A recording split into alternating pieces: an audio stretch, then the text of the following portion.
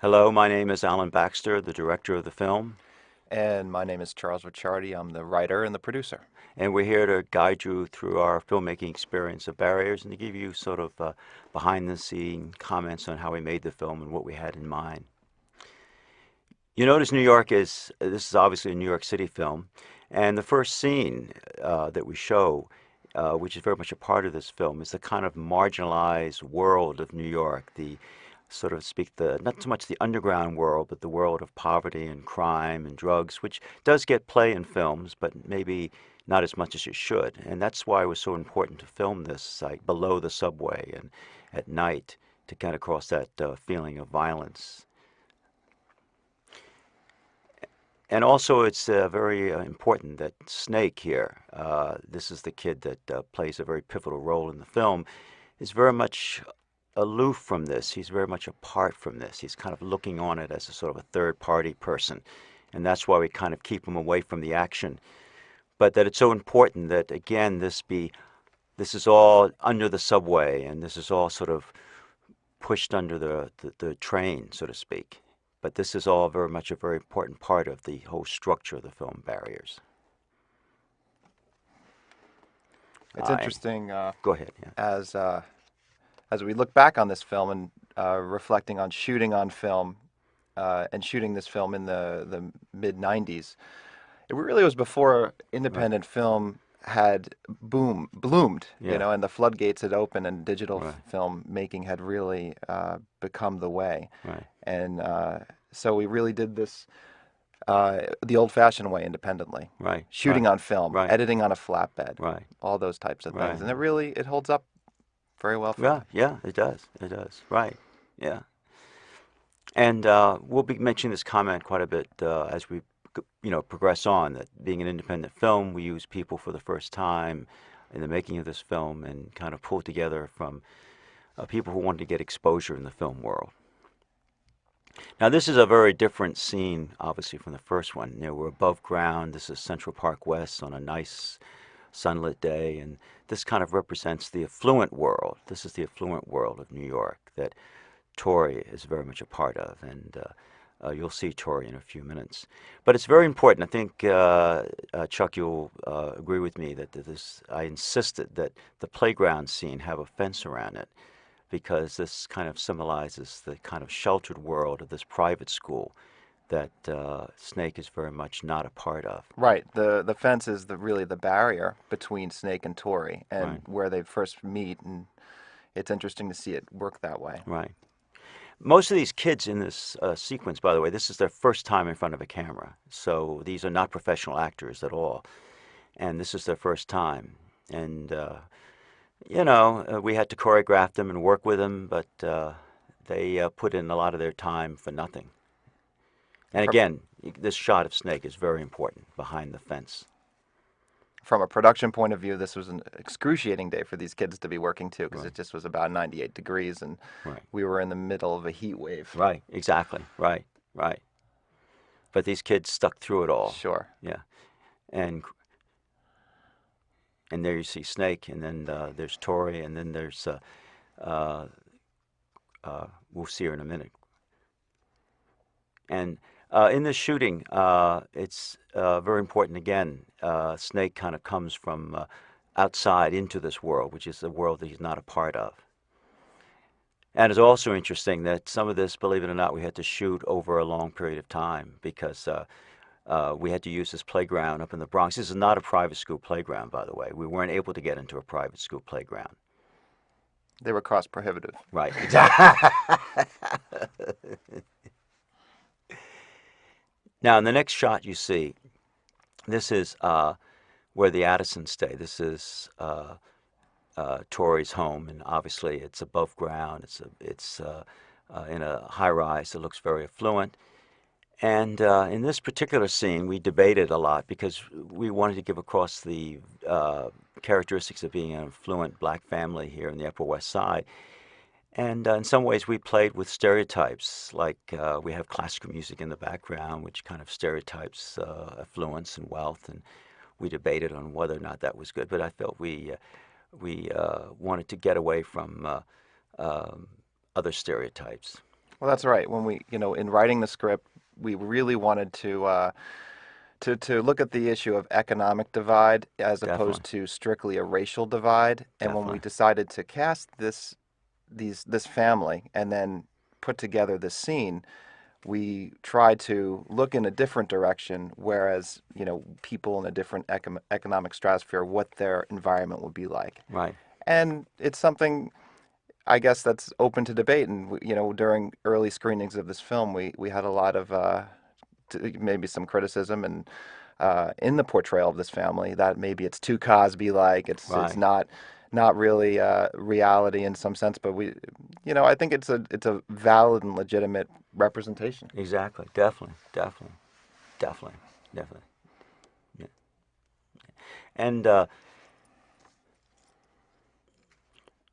but you notice in this scene when we decorated the scene that we were able to point out things that a fluent black family would normally have. If you look at the art on the wall and such, and Right, you, not void of culture. yeah, this definitely they're concerned with their culture and they're very proud of their culture, and this is something we still wanted to get across.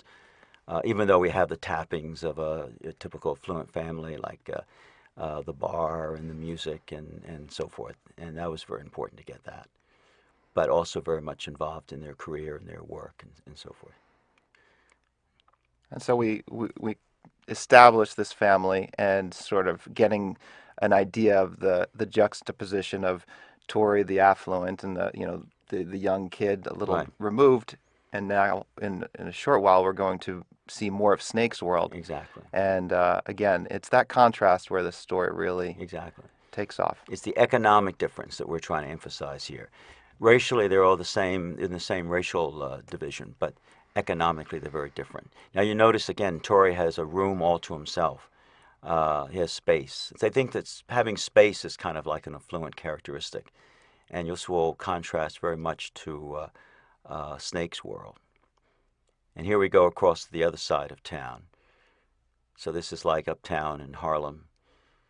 You notice the noise. This is so important. The crowd, the hallway with uh, constantly people in there, crowds and people kind of overflowing seems to be typical of more slum developments.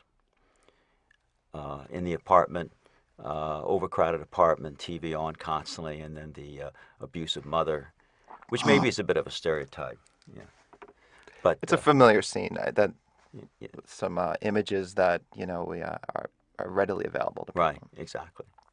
But the other thing, we'll come back to this when we see Tori's apartment later on. If you notice what he has on the wall, which is something else that's unfortunate with the marginalized culture, is the violence that is very much a part of it. Now here we have Phil's apartment and Annie Golden, wonderful Annie. It's interesting how she took this role and why she wanted to do it.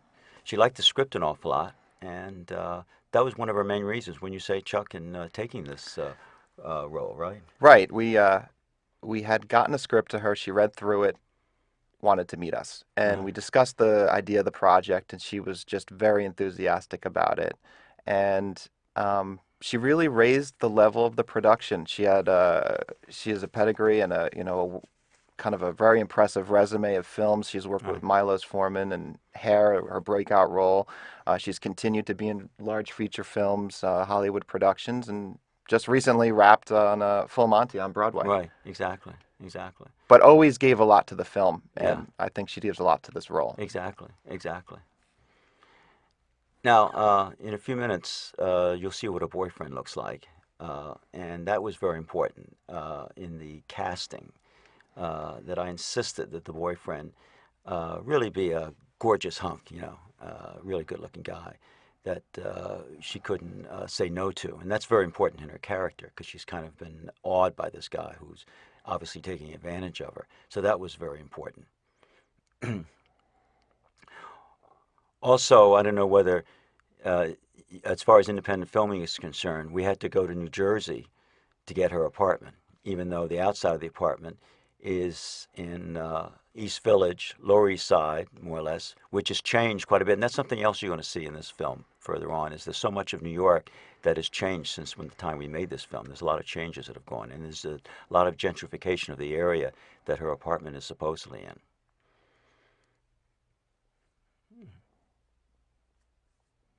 You know, in casting Annie, we also just went in a direction of someone a little older going back to school, getting their education, trying Right, to get their life together and do, follow their dreams. And um, I think it's a little different in approach to casting this kind of role, and I think it came off very well. I think right, people really received her pretty well as far as, someone in this situation a little desperate. right, right. Exactly.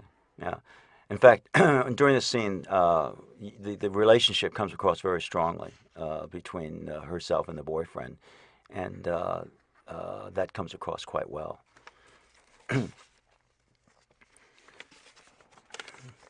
And obviously, she's aware of what's happening with herself and her boyfriend, so now she's going to take the job that she really doesn't want to do. And I think that comes across very well in this particular scene. Now, the next scene this is where you really get the feel of independent filmmaking. We shot this on the streets. Again, we couldn't shut off the entire street, so we had to play with the elements that were there.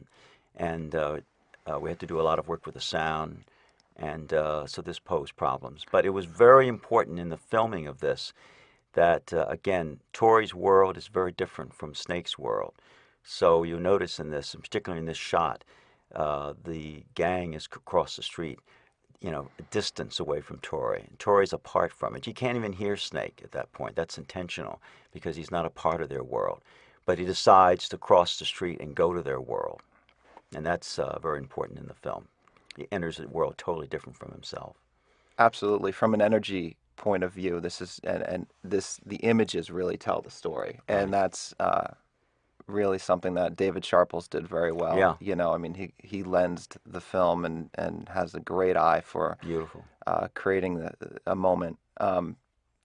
Sure, as Alan mentioned, the audio isn't something that we. This is probably one of the scenes we had a lot of the most trouble with Right. in post, but that's independent filmmaking. That's what you have to do. You have to deal with elements, and noise is one of them. Right. Right. Yeah.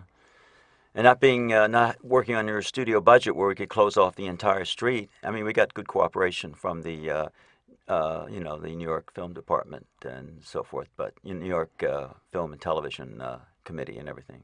But we had to work with what we had, and we had to work with the elements, and that was hard. And again, independent filmmaking. Some of these scenes were inserted pickups, so Yeah. we actually had to regroup some of the cast and go back and get some more coverage Hmm. that we just didn't have during the initial shoot. Yeah. Yeah. Yeah. Yeah. And this is the very symbolic handshake here, Right. the Right. friendship of Right. these two Right. characters. Now we go to again back to Phil's world. Here is at NYU, and this was actually done at NYU, an NYU classroom, and your Chuck, your alma mater, That's NYU, right. NYU Film School. Yeah, That's right. Where I, wrote this screenplay while a student at NYU, and Alan and I had known each other for a short time before right, that, but I had pitched this idea to you, and we were sitting and talking about it, and we went forward, and one thing led to another, and right, look, here we are. right, exactly, right, right, right. And these were actually NYU students, weren't they? I think you that were extras here for this particular scene. Am That's I right. right? We were able to get people to background to help fill the scene, and this is an NYU classroom right off Washington Square Park. Right, right, Um, And so I think it feels pretty authentic. It's a right, nice little classroom right, scene. right. Exactly, exactly, right. Yeah, yeah. And in fact, we had to do this scene, I think, in about 3 hours, so we had to really finish it very quickly. Now we go back to the Addisons. Again, it's so important that, again, a bit of a stereotype. The doorman under the awning, that's very important. That kind of signifies affluence in New York. The The sun doorman is kind of, always shining over here. definitely, definitely. That's important. That's important. That's what we insisted on doing. But this is an interesting shot that shows Snake sneaking in. Now, in a few minutes, you're going to see a shot that well, it doesn't recur all throughout the film, but it's very important. In their meeting, in their initial meeting between Snake and Tori and Tori's apartment, they decide that to really be able to sort of meet each other, they've got to get away from the confines of their situation and go up on the roof where they're free. And that's something that Snake wants to do very much as a part of. It's a kind of symbolic part of his desires is to kind of get away from the confines of his life. And when he goes up on the roof, he feels free. He's not socially confined, and he can has a sense of freedom to be who he wants to be. And that's why it was so important for the story, and that's what you have in the script and for the filming that it be done on the roof. And That's this right. and this is a symbol that will recur throughout the film. That's right. Elevated up from the streets, gaining a different kind of perspective, getting away from the trials of his life, Right, exactly, exactly, right, which later on in the film we'll see is not so rosy. right. And this is interesting because this is a part of the film where Snake reveals a little bit about his personal life. In fact, I think in all the film you get a little bit more about his personal life more than any other section in the film. What his real name is and what his relationship is with his father and his brother and so forth. And that comes across in this scene. He's able to do that because, again, as you said, he's away from the confines that have, you know, narrowed him in, and he's free to kind of be who he is and to do what he wants to do. Right. And And compared to Tori's reaction to the roof, which is more of awe right, and more of positive, yeah, Snake is has unfortunately his environment has affected him. exactly, exactly, right. Again, the doorman, again, which is not a part of Snake's world, and it's very important to show that. Now here they're going to go out. This is the New York that most people see. I think maybe it gets a little bit too much play, and I think that's one of the things I feel proud about in reference to Barry's. Now, obviously, the kind of marginalized culture that people know about in New York City does get played, but when it gets played in film, it gets played in a kind of sensational way, and I don't think we sensationalize on it too much. But this is a typical rosy New York scene going out to Central Park, which has been seen in many other films. But they kind of get to know each other and uh, their differences sort of come out in their dialogue and their conversation. But we see here how they might be compatible as friends, even though they're very different. Exactly. Right. Exactly. Exactly. Had there not been this economic difference, they would have been very close friends. And again, that's the pivotal theme in this film. It's the economics that is the barrier between their getting to become close friends and establishing a good relationship. Here we have again the coming together of two different worlds. Right. Annie from a very different background, Yeah. more of a middle class or lower middle class, struggling, Yeah. looking for this job here, and we really I think feel there's a divide between her and this lady, Right. Mrs. Definitely. Addison.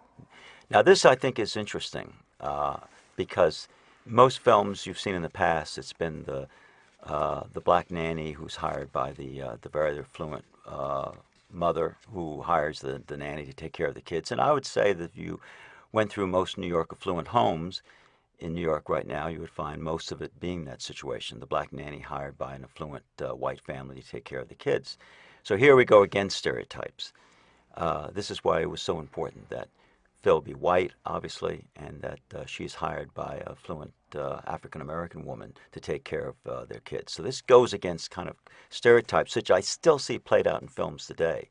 And I think this is something I'm also proud about in Barry's. I don't know how you feel about it, but I think this is something we strongly put forth in the film. Sure, and we put this film together in the early '90s when we started working on it, and it really wasn't an issue. Maybe it's more common today, Right, certainly, but at that point, this was definitely something different. And these characters do talk about race. There is apprehension, right, but in the end, they're both desperate and they both need assistance, and they forge on. right. Exactly, exactly.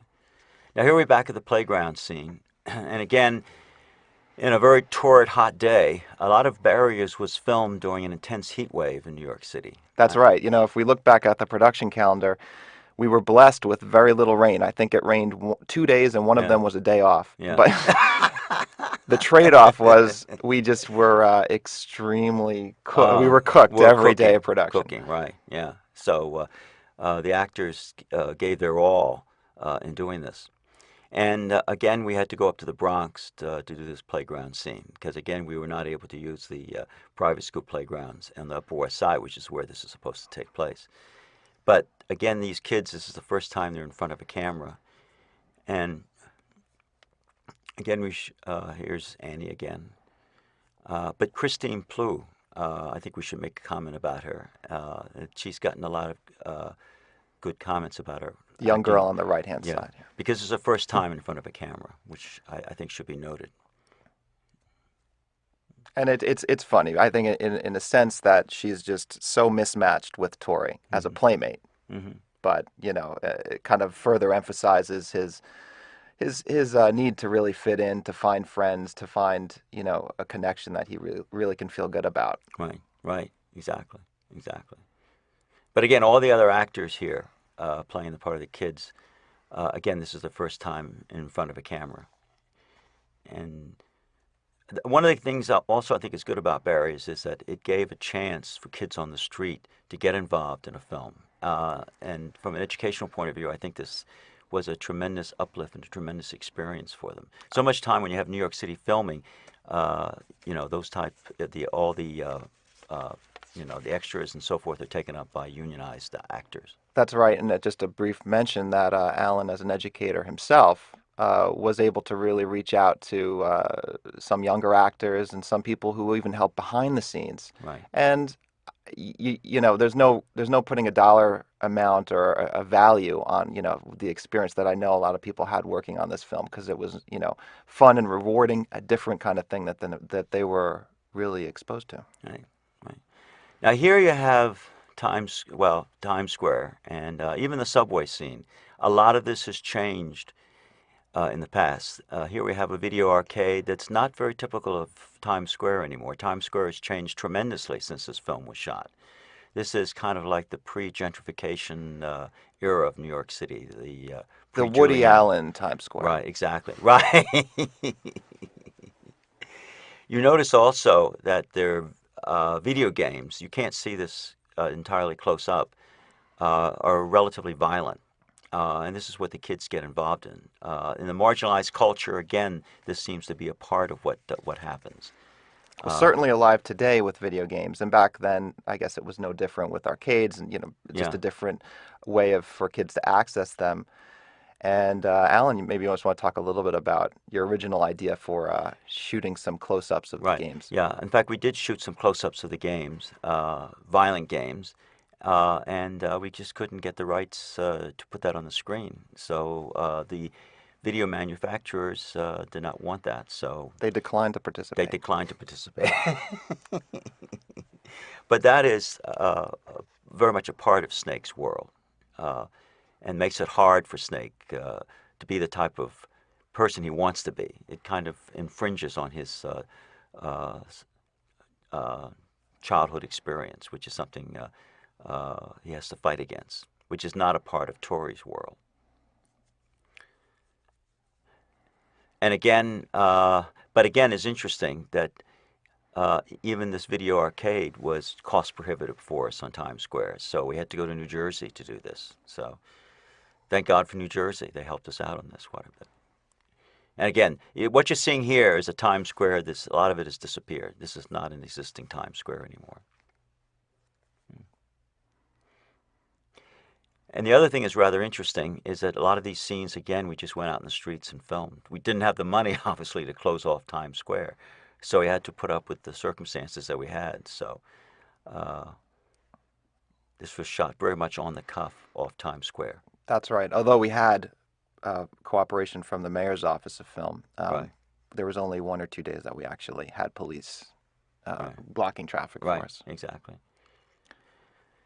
And now we have Derek Roberts, who Yeah, playing Snake's older brother right, Keith, really does a fantastic job of just raising the stakes of the film. I right, think it's this point of the movie, the story, that we really feel that there's something dangerous here. right, right. The dangerous element of Snake's world that's going to interfere in their relationship. I also might add that a lot of the acting that Derek Roberts did, some of it was improvised. He had a lot of ideas of how he wanted to portray this character. So at times I just let him kind of try out certain things, and they worked, and very well. Right. And it shows us the complications of what we're about, what's unfolding here, because now we we feel some sort of justification for the Addison's apprehension. Right. We feel that the that danger lurking beneath the surface, where Snake Tori's unaware of, and Hmm. what Snake's plight is. It's everything's sort of in motion. Right. Again, underneath the subway. Again, this is where Snake's world is. Again, the kind of marginalized world that he comes out of. I think also you notice that the relationship between Tori and his parents, especially with his father, is a bit of an aloof relationship, and this was important. And I know nowhere this is very important that throughout the film that I insisted that the father not have not much physical contact with his son. He doesn't hug his son. He's not close to his son. He's apart from his son to some degree. Even in this particular scene where he's told by his wife that he should, you know, be a little bit more concerned about Tori's situation. But the most concern he expresses is to peek in his bedroom, which he's not even really a part of so much. He's very separated from his son's world. Right. He feels there's an importance there, but it's an afterthought to work, Right. to career. Exactly. Exactly. And we'll see as the film progresses that this has to change or will start to change a little bit. And I just want to make a quick mention to Jong Hong's fantastic Oh, score. beautiful. We haven't talked about it yet, but he really he's a Korean composer from the pop music world, and he's actually very well known in Korea. And it's Mm. funny because he's a bit of a a pop star, but a great composer, Yeah, and he did a great job. yeah, beautiful. Quentin Crisp, uh, the late Quentin Crisp. I might add, this is one of the last films he made. This is not the last film that he made, but this was towards the end of his career, and this is a very unusual role for him to play. And when Chuck, when you came up to me with this idea of using Quentin Crisp, I'd used him before in another video production I'd done with Quentin Crisp, and you had this idea, and I first did not think that Quentin could play it, but uh, but he does a masterful job of doing this, and this is very different from the other roles he's done. Well, that's right. I mean, taken at face value, it's a quirky character, but nothing over the top. And so Uh-huh. you wouldn't immediately think of him for this type of thing. Exactly. But knowing him, knowing his reputation and his personality, um, it was a joy to work with him, and really joyful to see him do something like this. To see he has a little, the range. Oh yeah. I think this expresses his range very well, more than any other role I've seen. I'm very biased at this point, but most of the other roles they put Quentin Crisp in, he plays a kind of stereotypical cross-dresser roles. But in here, he's very different. I don't think I've ever seen him in a role like this in film, and I think he does it very well. And you see him again; he is a very important character towards the end of the We'll come film. back to Quentin. Yeah. Now again, an inkling of Snake's world, the world that he's a part of.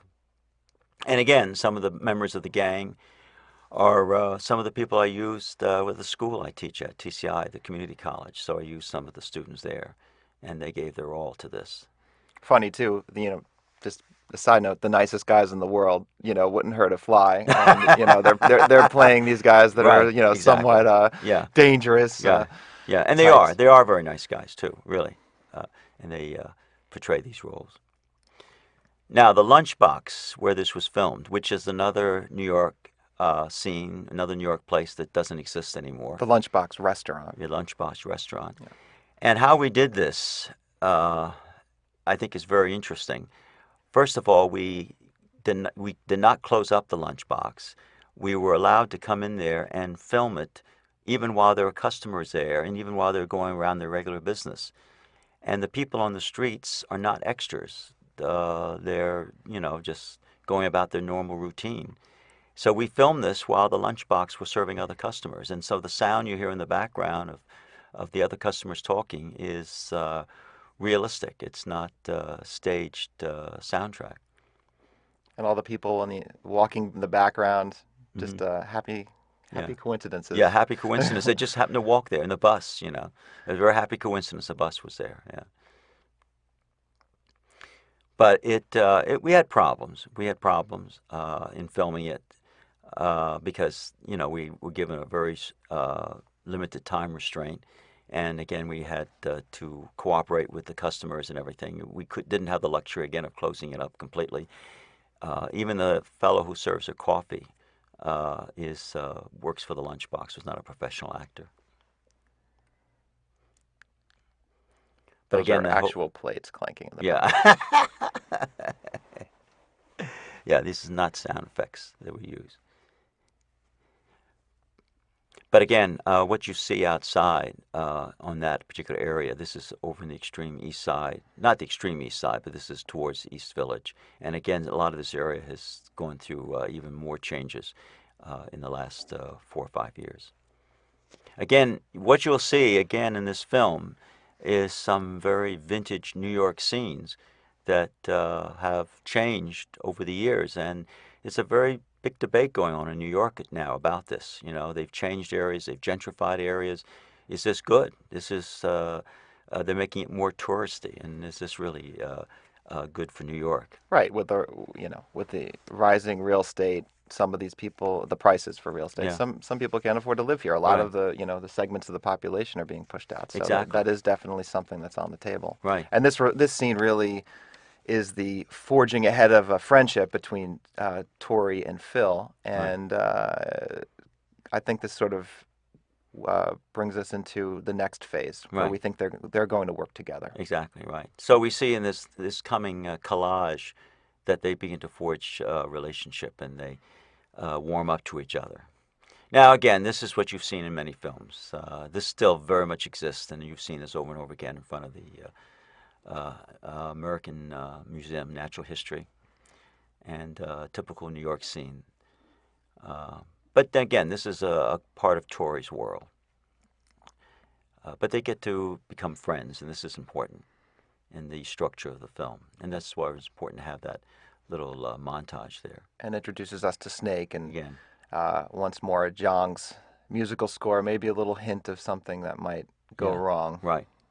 And in fact, you mentioned the word hint. I think that's excellent. I think that's one of the reasons why I like the score so much is there's that undercurrent of what's going to happen, of conflict and of difficulties that they're going to encounter later on in their relationship.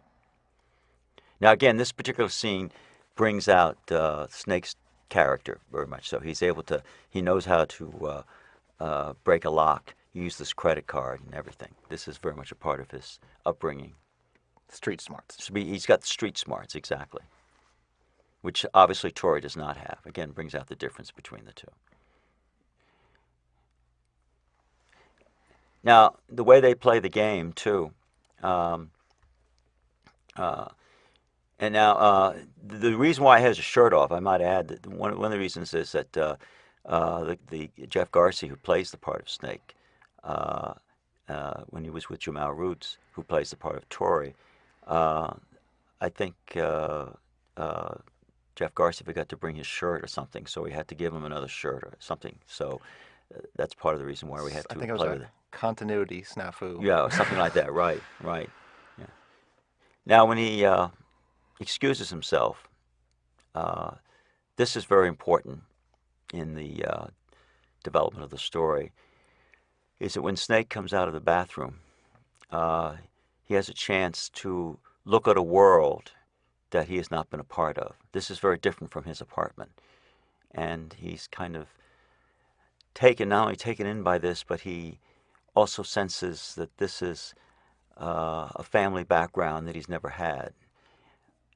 Even though this is a black family, and Snake is black, obviously, Snake's family background is very different. And so he's intrigued, he's sucked in, he's awed by this middle class world that he's been uh, deprived of. And in part, you hear the voice of his brother, who's pressuring him to really, I guess, exploit this friendship, Exactly, right. and and then I think that we feel that at this point that Snake has a legitimate like for Tori. You know, there's a good Exactly. friendship that might be growing there. Exactly. But this conflict is going on in his mind, and he knows he has to do something to satisfy his brother. But at the same time, he's very much enamored by the family background that he sees. But he notices something that he has to do, and this real conflict. Snake's conflict is kind of like the pivotal conflict of the movie. His conflict between the two worlds and his dedication to Tori, but is also his dedication to his brother. And Annie's already had some clues to be cautious here, Right. and so Right. Yeah. Yeah. And again, his reaction to what Phil says is typical of his street smarts.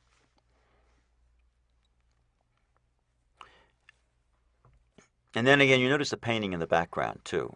You have a very clear picture of this. So when we decorated the apartment, even though we made it, kind of stereotypically affluent for a fluent New York City family, we tried to use elements that show that they were proud of their African American heritage. The Addisons are. I don't think they're trying to deny their African American heritage. Now here, I want to say one thing. I had to take advantage of this. I wanted to do a nice low-angle shot of Snake because I think he comes across in this film as a kind of heroic character, and he seems to be a very likable character throughout the film, and I really feel good about that. Now, also, we're going to see a visual montage of his going uptown, and in this montage, we try to capture the different economic divides of New York. He crosses streets and he crosses through different cultures, and you see a kind of ethnic mix of New York City, which is very typical of New York. And again, this is something which doesn't get so much play in films as it should.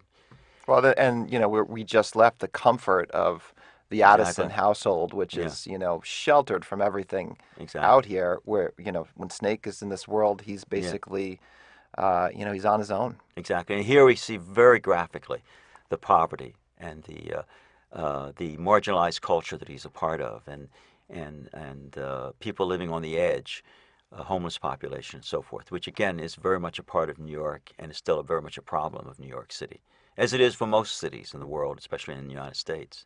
But I might add that some of this Harlem that you see there has changed, and we'll talk a little bit more about that later. Again, Snake is back in his apartment. Again, if you notice some of the pictures on the wall and so forth, again, it represents some of the violence of his culture. No Uh, lampshade, you know, right. bare Very bones bare bones. dressing. Yeah. Now, one thing in this scene, which I think is a very moving scene right here, is that a lot of this, again, they were scripted and they, were very faithful to the script. But at the same time, Derek uh, Derek and Jeff here worked out a lot of this. They improvised a lot of this too. They worked on this and worked out, did a lot of improvisation among themselves. We kind of worked on this together, and whatever we felt comfortable with, we came up with. And I think Derek, in a lot of ways, took Jeff under his wing for these scenes and was able to really bring a lot out of him because Derek brings an intensity Right, to his acting. right, That's one of the reasons why we casted him because when he right, came in, right, he really wowed us. And I right. think the two of them really work off each other pretty well. Very well, very well. We should also say Derek is a pro. Derek had a lot of professional acting experience, whereas for Jeff Garcia, this was like his first time with a role like this for sure. I think he had done small extra roles and such, but this was his first major acting role that he had. I think shortly before Derek had been in New Jack City, right? Right, right, definitely, yeah. Law and Order, he had played a number of parts in that.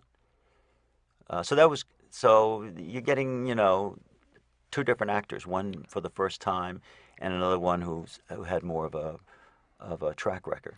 And then back to the story, we have just a confusing family circumstance here for Snake. You Hmm. know, I mean, there's they're breaking the law. There's theft. There's, you know, a sense of violence, and then Right, there's a hug and a, you know, a love. right, It's you know, which that's the environment. I mean, when you break it down, you know, Keith loves his brother, right. but they're just in such an environment that that love gets really tainted in the worst sense. Exactly, exactly. And again, That is the culture that Snake is a part of, and which makes his life even harder, and he has to struggle against.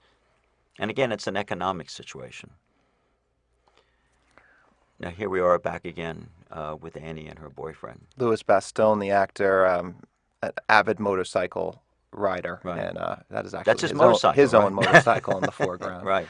But Yeah. another element of the machismo, manlyhood, that Annie, that Phil is attracted to. Right. Exactly. And she just gets sucked in, and she can't help it, which is important. And this is a similarity she has with Tori and why they kind of forged together their friendship. And this will come out in a beautifully written scene later on. Well, we have looking at how the characters stack up, on one side of it, we have the Addisons who are, really concerned and sheltering, and we have on the other side Snake.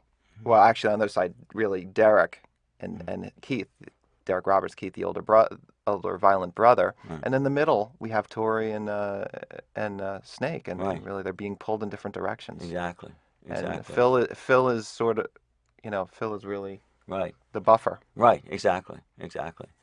But in some way, in this particular scene, is interesting that the karate brings us out that she's in a little bit of a conflict in her relationship at this point. And karate is maybe a physical way of expressing that conflict. Well, she's also tough. Yeah, She's nobody's pushover in certain ways, but she's looking for love too, and exactly. you can kind of get the feel she's cautiously proceeding with this Right, relationship. exactly. Right. Yeah, right. Should she trust this guy? No, right.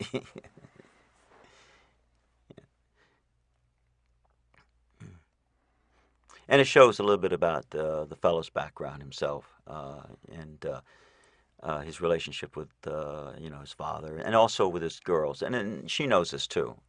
He's a bit of a womanizer, and she's aware of it. But she's cautious in this. But Aware also, of it, but maybe in a bit of a denial right, because she exactly. seems to, she does eventually get a little bit of a burn from this. Yeah, right. Yeah, that's important for the next scene that comes up to know that. And this again, Mm. mixing around shooting locations, New Right. Jersey, Yeah. exteriors in New York City, Right. uptown, downtown, and Right. that's how any film is put Right. together. Now, again, you're going to see this was filmed, even though it's supposed to be at the Upper West Side, this was filmed on 8th Street down the village. Again, some of this has changed. So, again, you'll see a lot of New York that doesn't exist anymore. Sure. Uh, I mean, the university is growing down there, right, and some of the small mom and pop shops are gone. right, exactly, right, Many of them are gone, and right, to make way for chains and university buildings and things like right. that. Now, in this particular scene, it's kind of interesting. You have two elements going on. Tori has a conflict because the gang members, approach him, and even though he likes Snake, he's got to put up with his friends, and this is difficult. But then at the same time, you have the world that Annie is involved in to some degree with John, and she sees John's womanizing, two-timing situation that really hurts her. She's allowed herself to be taken by John a little bit, just like Snake is just like Tori's allowed himself to be taken by Snake to some degree. So both these conflicts are going on at the same time. And then a little bit of complexity within this quote unquote gang group, Right. the younger kids, Yeah. is that there's a friendship between Snake and Tori, but certainly no love lost between the rest of the guys and Exactly. Tori. They see Exactly. him for nothing more as being a privileged punk. Right. Exactly. Exactly. Yeah. So this obviously is a factor that helps fuse the relationship between Phil and Tori. They have something very much in common, and this is why they can share this in their kind of buddy relationship. Now here we have Tompkins Square Park. Again, this is not the Tompkins Square Park today. Again, this film was shot in '95. Other shots done in '96, latest '97, but predominantly in 1995. And this is Tompkins Square Park in 1995, which has gone through a tremendous facelift since then.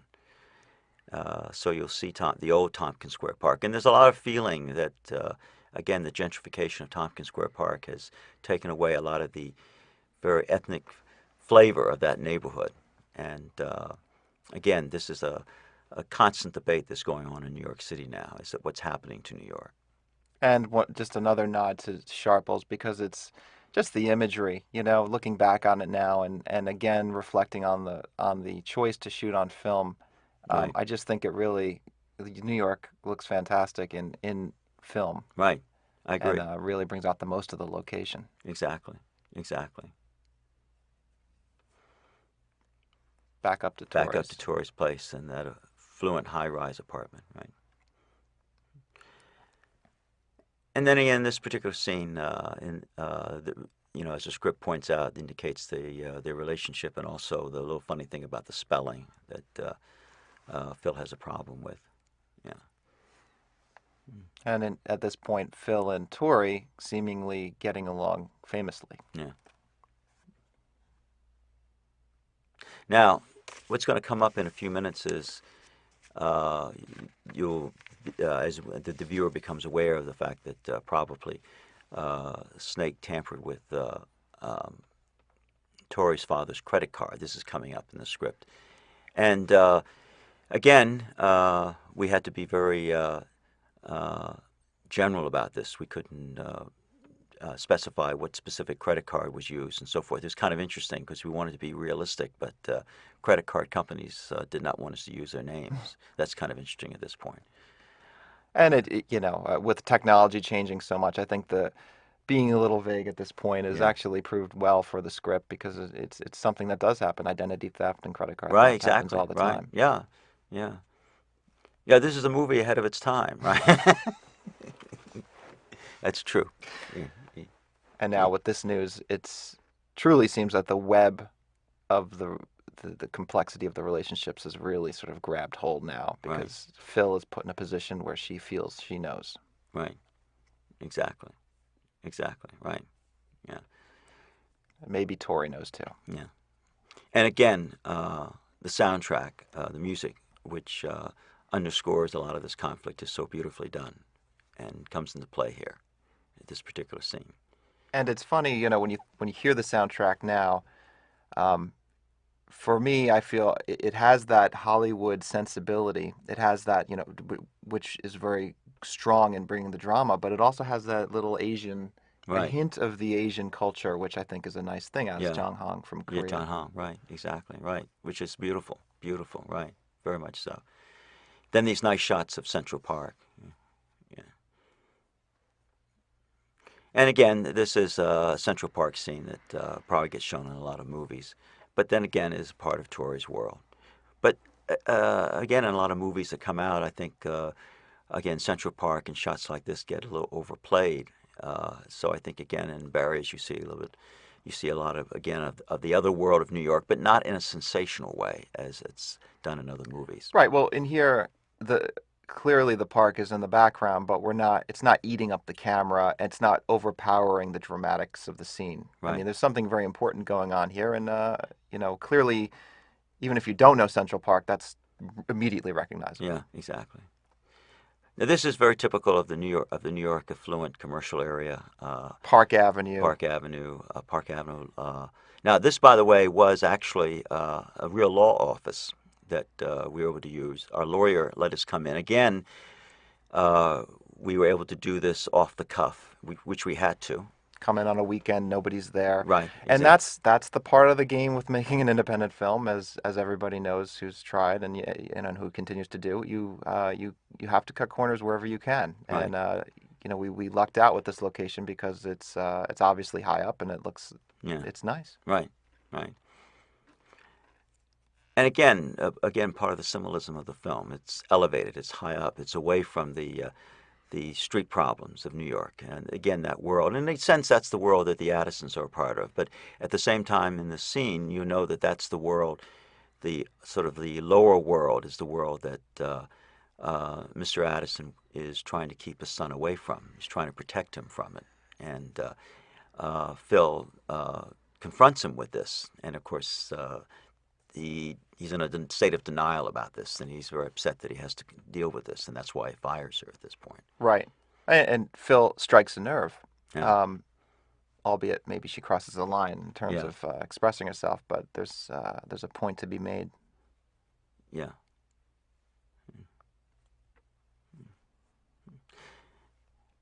Sedley did a nice job as the Yeah. father. Sedley Bloomfield, Shelley Bloom, excellent you actor. know, a very easy to work with professional who knows Yeah. his line, Yeah. knows his acting. Yeah.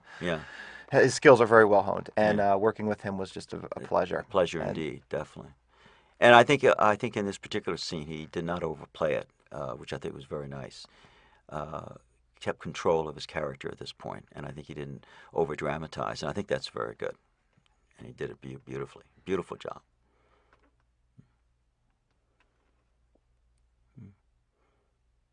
I might add some of the things he's talking about, by the way, are realistic. And putting, when we talked about this, when you put together the script, these are information that I came across in other people who've said that uh, African Americans who move up the ladder still have to struggle with discriminating images. And in some degree, that's true. That's very true. I'm sure every day, every year that becomes less of an issue in Hmm. terms of that. But remembering back to the time when this was written, Right, I mean, it was still definitely uh, Rodney King and that, right, or some of these exactly. other very well publicized news issues had come up regarding Right. racism, and very much in everyone's Mhm. mind. Again, it shows that, again, this what this film is talking about, that people tend to do a little bit of stereotyping in their mind. Racial profiling is something that people tend to do, and people make snap judgments. And in a sense, Mr. Addison's guilty of that too. His judgment of Snake is a sort of again, a bit of a snap judgment. He doesn't really know Snake, and he's concerned simply because of where Snake comes from. Right. So in a sense, he's guilty himself of making a kind of snap decision that has also been something he's had to struggle with in his own life. Also could be seen in his reaction to Phil, Right, who on another level is trying just to communicate something to him, some right, information he may not know since she's been closer to Tori over the last couple of days or weeks. And so, hmm, he's hmm, definitely dealing with issues here. right.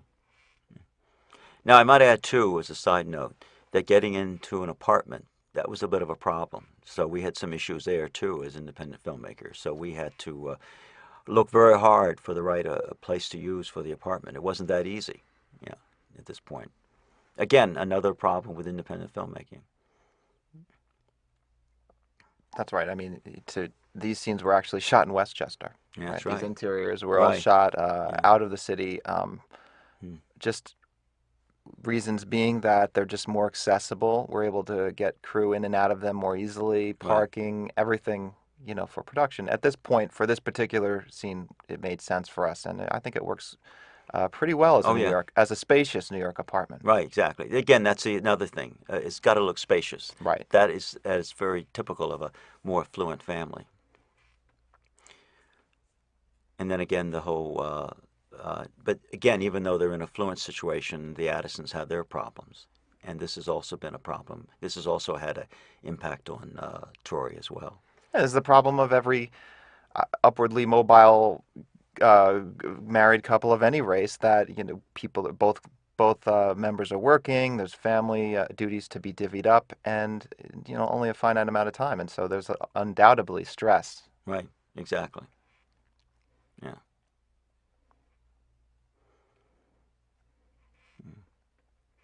Again, the father, Mr. Addison, realizing that he's been cut off from his son's world, and he's got to reestablish contact. He's got to really talk to his son, but he doesn't in this particular scene. Right. We feel like he's awakened to the Yeah, idea, but has he fully bought into the notion that he really needs to do something yeah, radically, that he needs to reach out to Tori? I don't think that's quite the case. His yeah, knee-jerk reaction when he sees uh, Snake's phone number and address in the notebook, just yeah, in a moment, yeah.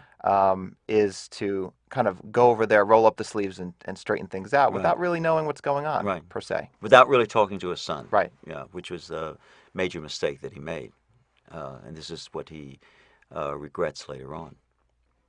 Again, On the streets, again, independent filmmaking, we had to do this very much off the cuff. We couldn't close up the streets, so we had to deal with certain environmental factors that we had, Location sound. location, sound, and so If there's forth. something I think Alan and I have learned through this film is just, well, you know it always how important sound is, but you just cannot underestimate, Exactly. and underdo it when it Right. comes to audio recording. Exactly. Exactly. Again, a Times Square that I don't think you're going to see now.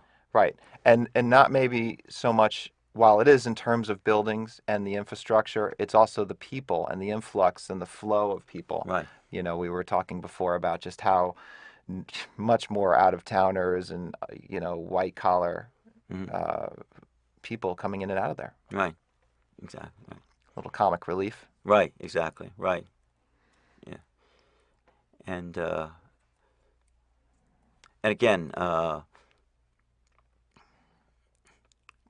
Mike Conlon, Jimmy Rosado. Jimmy Rosado, right, and Scott Lucas here, right, All three people have worked behind the scenes in making the film come to life right, and also exactly, have helped in front of the camera and too. helped in front of the camera, back of the camera, and really gave an awful lot to getting this film done. Yeah, and this is typical of how Barriers was done. Again, not only working in front of the camera as actors, but helping us behind the scenes. So it became very much of a kind of a family affair in That's many right. ways. That's right. And again, the old Times Square.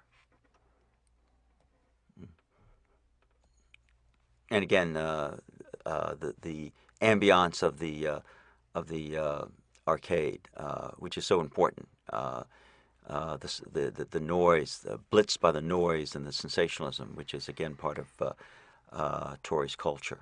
Which again, it's part of Snake's culture. I'm sorry, it's part of Snake's culture. And here Tory is trying to find Snake. A little bit of contempt on the part of this young man Yeah, with Tory, right, right, clearly not having his best interests in right. mind. Mm.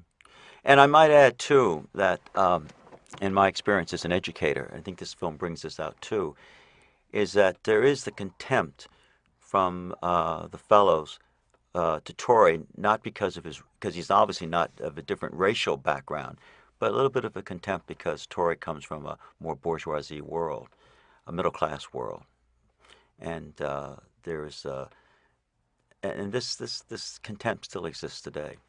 One of my favorite scenes coming Yeah, up here is uh, Mr. Addison's right. confrontation with Hope. Yeah, He's thinking he's going to see Snake, and he's in right, for a little bit of a surprise. right, But it's just really that juxtaposition of this white collar businessman, upper class, who is now kind of maybe going a little bit too quickly over his head into a different right, neighborhood and right. Yeah. a different Yeah, experience. and this was actually shot in Harlem. Yeah, And by the way, those cabling out in the streets is not part of the camera crew. People think that that was because it was part of the fuel company that was putting in oil. So that just was another little realistic, realistic detail. realistic detail there, right? Yeah. Now he's very uncomfortable because he's encountering a world that's very different from him. Again, it's the economics that divide them.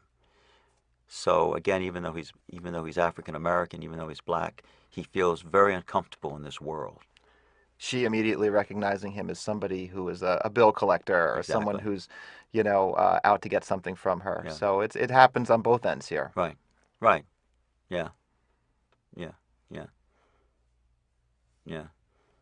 Yeah. Again, the sound of the crying baby, overpopulated apartment. Again, typical of that situation. Now, again, this is an excellent scene. Confrontation between uh, the affluent uh, African American man and the man who's been kind of marginalized from society. This is the face-to-face meeting of exactly what we were talking about, and exactly when I wrote the script, what I was thinking about with that division I mentioned earlier, the economic division. Right. You know, imagine if these two people met. Mm. And I think the Derek and Sedley pull it off in a fantastic Right. way. Beautifully. Beautifully. And then a very nice scene here where he meets Snake coming up the stairs. And Snake recognizes him. He doesn't know Snake. But uh, in some way, you get the feeling that, you know, it would be nice. I think Snake would wish that he had a father. Probably doesn't have a father. Doesn't have a father who lives there. His father is his older brother. And again, this is something he's been deprived of. So there's a lot of mixed feelings involved in that confrontation. And even if father of his friend may be wishing circumstances were different, that Yeah, things didn't play out as they did, and he didn't steal from him. right, right, exactly. And again, on the roof with Right. that It's the the symbolism symbolism. there, which is very important for Yeah, this film. right, right. And again, the sound in the background. That's why when we did this, I insisted that all that be on the soundtrack. Because again, this is indicative of neighborhoods like that. Now, again, we're in the kind of quiet, sheltered world of Tori's bedroom. And now this is the first time in the film, as you notice, it's the first time that the father enters his son's room. And now he's starting to have a little closer contact with his son. And that's very important in the symbolism of the film. Right. Well, perhaps being moved a little bit by his visit with Snake. And the other thing, which I think is so marvelous in the script of the film, is that it took him a while. He's a little late, but he finally gets those tickets, which he's been putting off. And but he's just a little too late on the situation now. Right, because And Tori's mind is elsewhere. yeah, yeah. But trying to kind of reach out to Tori. Now he suddenly realizes that uh, he's missed out on his relationship with his son. There's something that he has not done in his relationship with his son. He's grown apart from his son, and now he's trying to make up for some of that, and a little too late. And again, Sidney's acting is just fantastic in this scene. Very And understated, and the beginning of a troubled time in this Addison family unit. right, yeah, and how he works out the scene with Jamal, I think, is beautiful.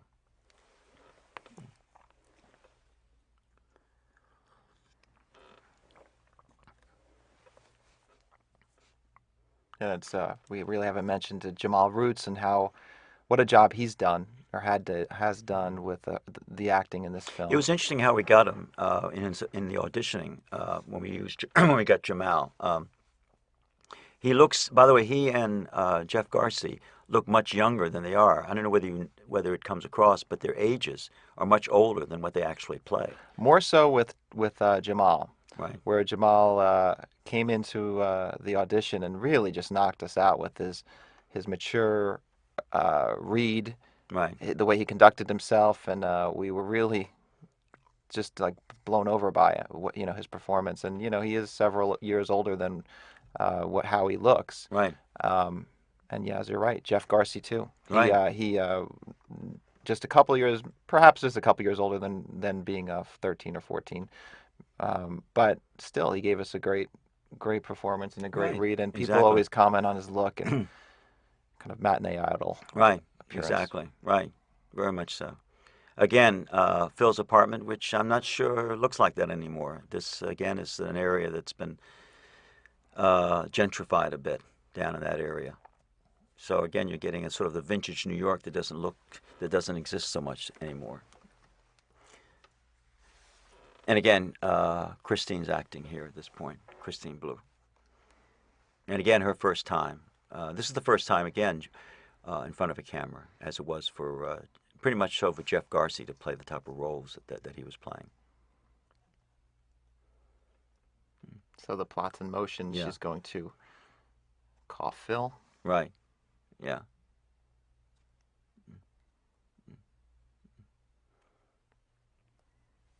yeah, Her little spin on this scene is yeah. kind of Good, and cute. her look and everything is very good.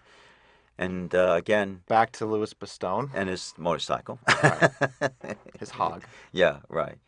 Which we're very lucky to get. Uh, and I think it's very good in the script. This comes to a head. This conflict comes to a head. It comes in at this point. Right, he definitely crosses a line here. I think Mm-hmm. with the way he Mm-hmm. treats Tori. Right. Yeah, exactly. Right. It's kind of an interesting touch to his character too, by the way. He comes back trying to kind of make amends with Phil, and he's not after any money at this particular. I mean, of course, maybe he would have been had not Tori been there, but you know, it indicates that maybe he does have a little bit of sensitivity to Phil. Not so much though, but Right, and also an element of just his life is not so much together. You know, he lives with his right, father, and he seems to have he's mm, just still much kind of immature in a lot of ways, right, right? So right, yeah, clearly the way he treats Tori. right, yeah, yeah, very much so, very much so, yeah, yeah. And you got a sense also because of his bit of his economic hardships. He probably comes from a blue collar background. This again is fringes on his ability to be as human as he wants to with other people. Yeah, Karate yeah, punch. yeah, yeah, yeah, yeah,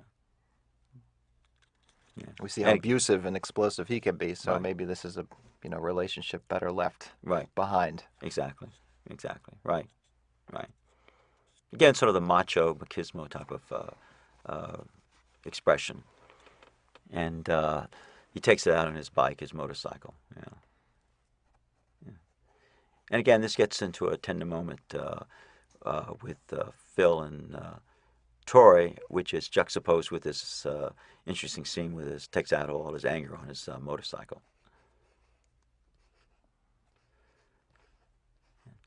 And I think this is a nice moment here in the film. And I think, you know, they acted so well together. I should say one thing that they, the chemistry between Annie Golden and Jamal Roots was excellent in the film.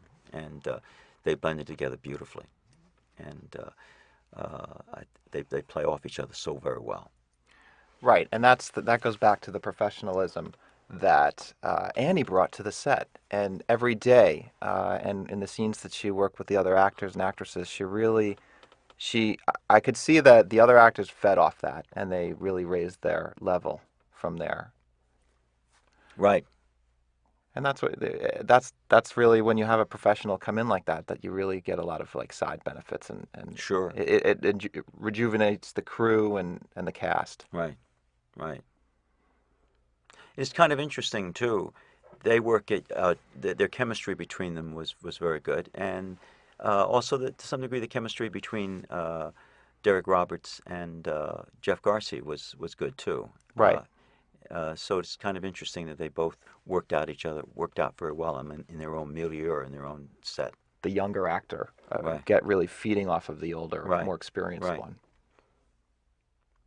Quentin, I love this line. Quentin gives a little marvelous little performance here, and only Quentin Crisp could do. He was just so agreeable, right? Working with him and meeting with him a couple of times, going over, doing some rehearsing, and then shooting. He just was a real trooper, and just no pretense. Stayed up all night because we couldn't film this until the early morning because that's the only time we could get inside the deli. That's right. That's right. This was a very late shoot. Very late shoot. In fact, when we shot this scene, this was after an exhausting night, but he stayed up all night for it. And he was 92, 93 when he did that. Yeah.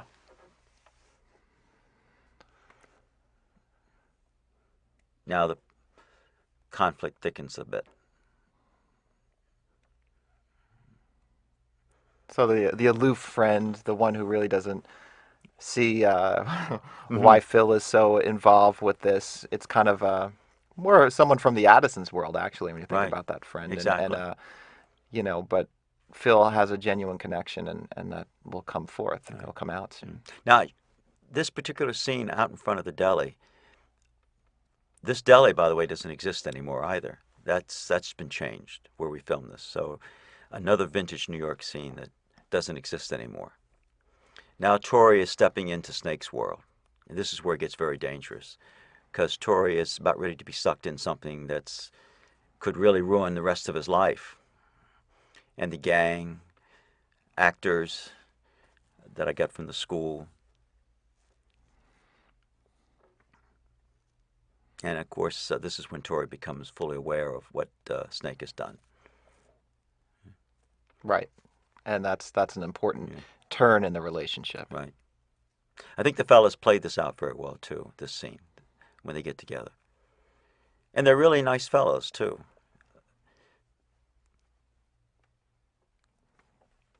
Yeah.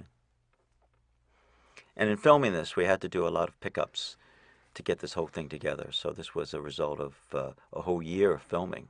That's right. This is a Some of the pickups were done a year later because we had to get the spot at a particular. We had to do it off the cuff at a particular time. We couldn't close off the street, so that presented problems for us.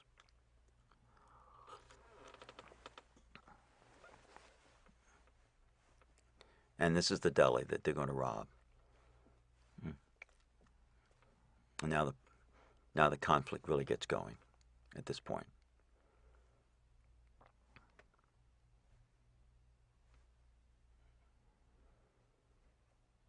I thought Andy played the scene very well. Beautifully, beautifully.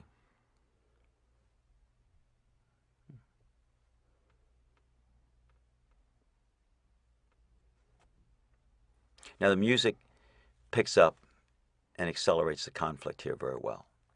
That's right. This portion of the score really rides us through a lot of different moments, and it's very difficult to do, and it's exciting. Right. And this is where the relationship between Snake and Tori become interesting because Tori starts to talk to Snake about what really went on in that apartment, and they start to really get uh, more honest with each other. Well, sure. I mean, at this point, Tori has done nothing but idolize Snake and sort of stick up for him and always think the best. And here, the reality sets in um, that Snake is involved in something, the credit card Right, theft and this pending robbery. right, And really, that more than anything, I think the lie to Tori, or that Snake stole from him, that really is shattering. right, right. And it's very shattering to Tori, right, in his relationship with him.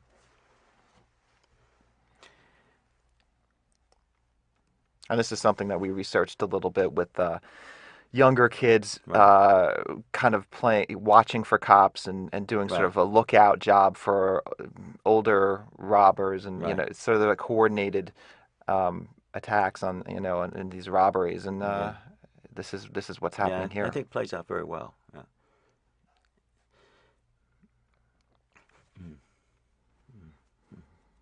By the way, that's a real policeman, I should add, a retired policeman who was acting the part. So that police badge is real. That was his.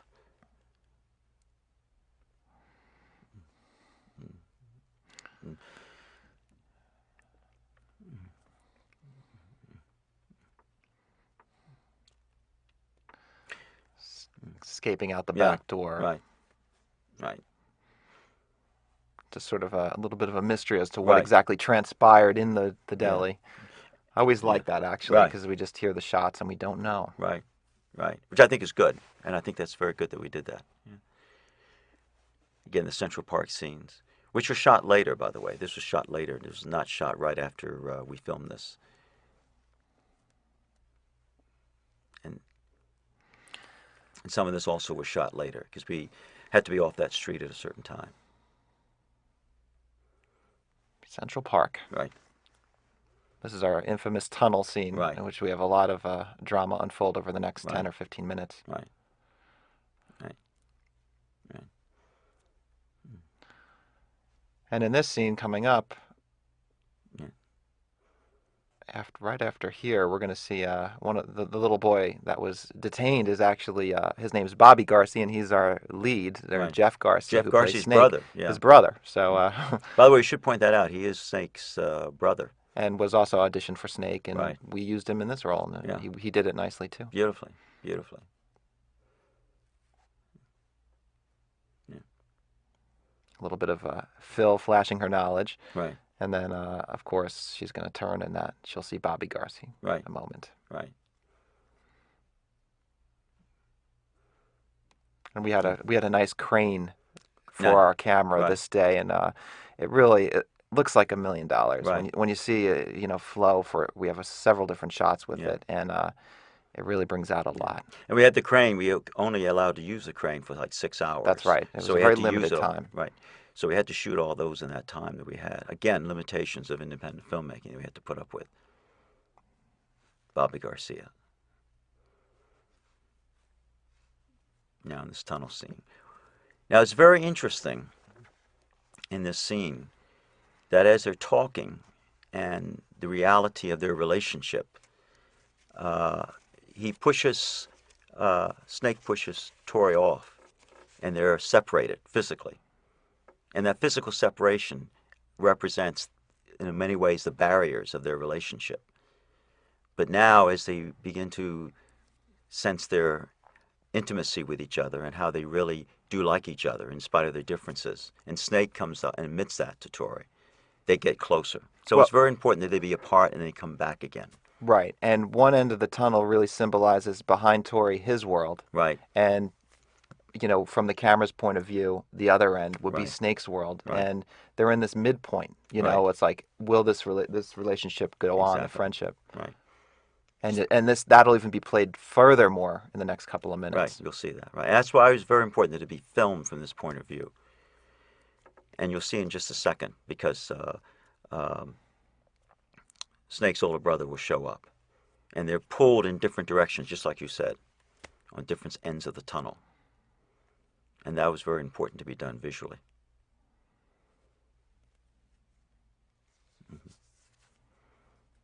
And that is going to come up in just a second. That's right. And now they're together.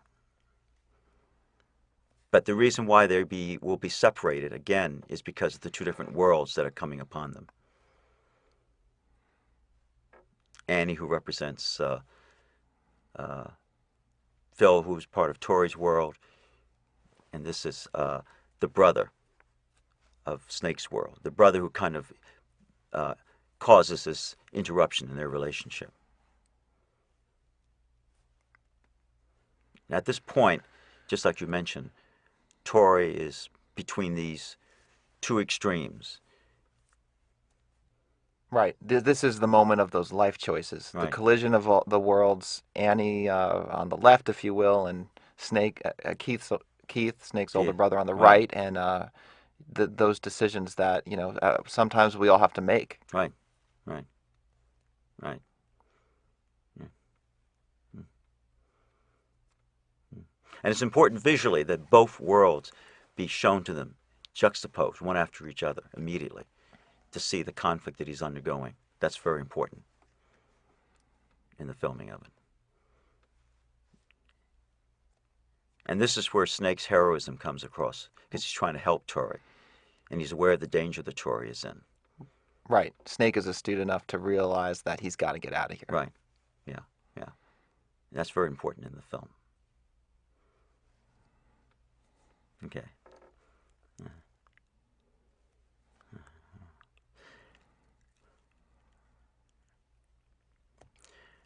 Again, the crane shot. Beautiful crane shot of Central Park. And I do like the way Derek Roberts plays this. And this was, I think, the only take we had of this scene. And he does it, I think, very well.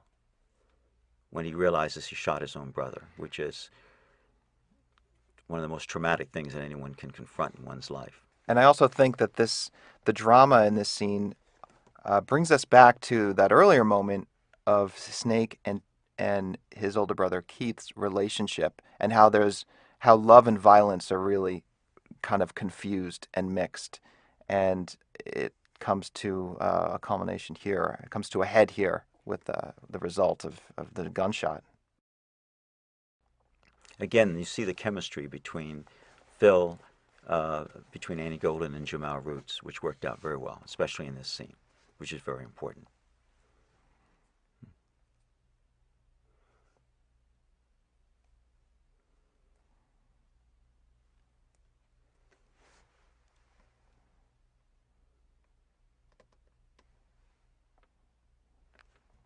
get a sense that Right. Annie's response here is positive, and trying to spin it. But even in this world, it's not that easy. It's the pain is real for this kid. And Right. Right.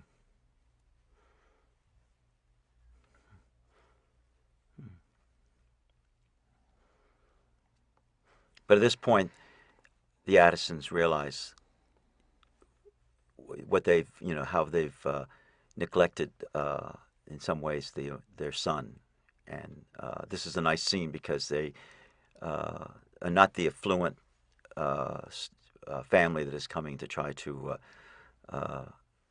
get angry and upset with what Phil has done. And I think it's nice that Addison at this point he realizes in many ways, I think, at this scene, how improper it was to have fired Phil.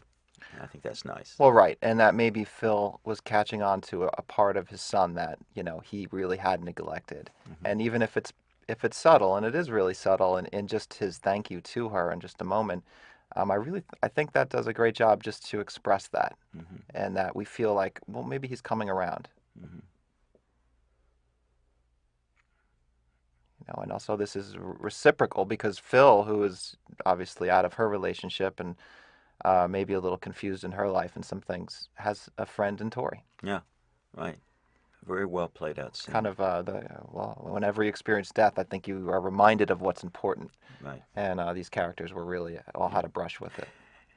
And again, it's Snake's almost sacrificial death, is trying to save Tori, which ironically helps bring together all the other characters, and especially between the father and Tori. And I love this scene on the roof, and it's again very important that it be played on the roof, again for symbolic purposes in the script.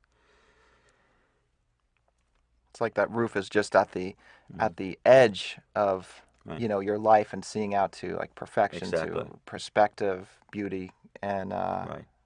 Right. to have his father come up at this moment is Yeah. very pivotal. Yeah. And what you'll notice here is this is important symbolically in the film. For the first time in the film, the father touches Tori, and there is, for the first time, a real warmth between the father and the son. This is the first time you see this in the film, and that's very important.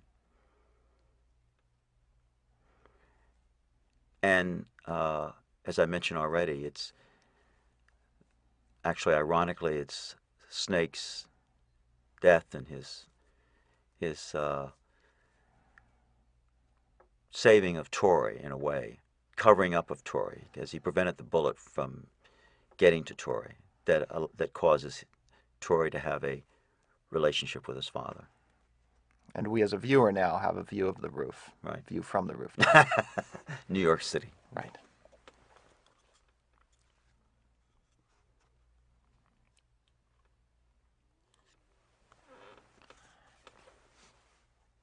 I guess, do you have any other words to say about the Mm, making of the film? no, it's a great cast to work with. You're fantastic, Chuck, the way you work with me and help me out on this. And I think, again, it was a labor of love, but I think everyone put their all into it. That's There, right. there are many times when I ran out of money, I had to close down, and everyone was very disappointed. And I really appreciated the fact that when we got more money, and I could pick up stakes again, and we had money to continue production. Everyone came back in full force. They wanted this film to be finished, and people were not out just for the money. In fact, I might add that that was not a main factor in this film. Everyone did this as a labor of love, and I really appreciate that tremendously. That's right. And yeah, thanks back to you. I mean, it was great working with you on this film, and you stuck with this obviously from the beginning, but through a lot of hardships, and we had a lot of problems. Yeah. We had a pit bull attack a young Right. girl on the set. We Yeah. had an assistant director Who got in get jail? arrested for Right. drunk driving Right. after an accident, I might add, with one of our rented vehicles. Right. We had a mat box fall off a roof and nearly hit a crew member. Um, What more could stresses. happen? But that's independent filmmaking. Yeah. Those things happen in films big and small, but in an independent film, those kinds of things can just truthfully derail you and stop the process. Right. Unlike a film with a bigger budget, and Right. so despite the money problems and Mm, despite the hardships, we were able to just get this thing done. And in the independent world, that's an accomplishment. right. You'll notice also with people who are acquainted with filmmaking how slender our crew is. So we only had we had a very small crew to pull this together. Small crew. I mean, you'll see a very lengthy credit sequence here, and a lot of special thanks because there were a huge number of people that helped out. Family members, my parents, and Yeah, friends of Alan, friends of myself, and yeah, people from school. mm, But that those are just people who help out here and there, and as yeah, much as they can possibly do while they do their own lives. But we're talking about a small crew that's actually dedicated day in and day out, right. holding up booms and setting up lights and so forth. So it's Yeah. a lot to People do with gave the their all to this. right. People get, and I've heard in many my other experiences and from other people that you don't get that on films a lot.